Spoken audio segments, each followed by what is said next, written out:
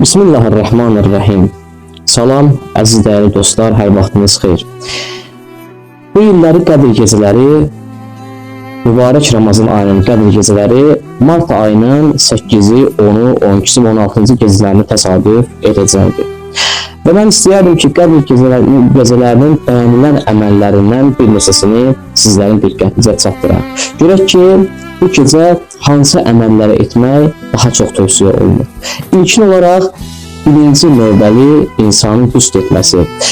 Gün batdıqdan sonra insan Qədr gecəsinin qüslünü edirəm, qurbətən ilallah niyyəti ilə qüsl edə və daha yaxşı olar ki, məğrib və işam namazlarını da həmən qüsülla qılar.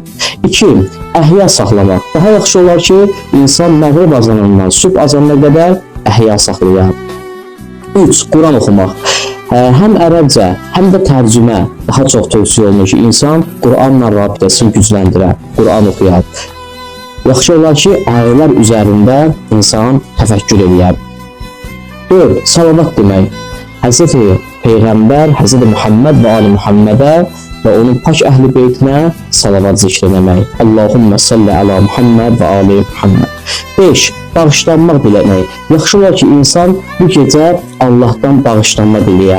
İlahi, məni bağışla, günahlarımı əfv eylə və mənə gələcəyimdə xeyirli ömür nəsib eylə və məni gələcək günahlarda amanda saxla.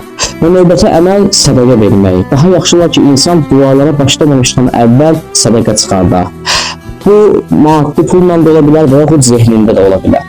Və növbəti əməl istiğfar, Allahdan günahlarını bağışlanmasını diləmək və 100 dəfə bu sözü deyə. Əstəğfirullaha Rabbi və ətubu ilə. Yəni, ilahi səndən bağışlanmaq istəyirəm və sənə tərəf dönürəm. Və bundan da əlavə Qədr gecəsinin namazını qılmaq. Daha yaxşı olar ki, hər Ramazan ayının, yəni 4 gecəsində, 4 gününün gecəsində, yəni Ramazan ayının 19-u, 21-i və 23-ü, 27-ci günlərinin gecələrində bu namazı qılar. Qədr gecəsinin namazını qılıram, qurbətən ilallah. Namaz 2 rükətdən ibarətdir. Birinci rükətdə həmd və 7 dəfə İxlas surəsi oxunacaq. İkinci rükətdə də həmçinin bir dəfə Fatihə və bundan sonra 7 dəfə İxlas surəsi oxunacaq. Və namazı bitirdikdən sonra dərhal səcdəyə gedib 70 dəfə Əstəğfirullaha və ətubu ilə zikrin deyəcək. Yəni, Allahdan üzr diləyir və ona tərəf qayıdırıq. Bu gecələrdə 100 rükətli namaz vardı. Yəni, Qədr gecəsinin namazı niyyəti ilə qılınacaq. 50 dəfə 2 rükətli namaz kimi qılınacaq. Və qəza namazları olanlar isə qəza niyyəti ilə namazlarını, yəni 6 günlük qəza namazlarını da qıla bilərlər və yaxud başqa namazlar da qıla bilərlər hər halda. Bundan da əlavə Qur'anı açıq halda qarşımıza qoyub, aşağıda qeyd etdiyim duanı oxumaq daha çox tövsiyə olunur. Bundan da əlavə Qur'an-ı Kərimi başımıza qoyuruq, yəni Qur'anı qarşımıza açıb oxuduqdan sonra Qur'anı başımızın üzərinə qoyuruq və qoyduqdan sonra Allaha and verəcəyik. Allahumma bihaqqi hazal Qur'an və bihaqqi mən ərsəltəhu bihi və bihaqqi kulli mu'min mədəhtəhu fihi və bihaqqikə aleyhim fəla əhədə ərəfu bihaqqikə minkə bikə ya Allah zikrini deyəcəyik 10 dəfə.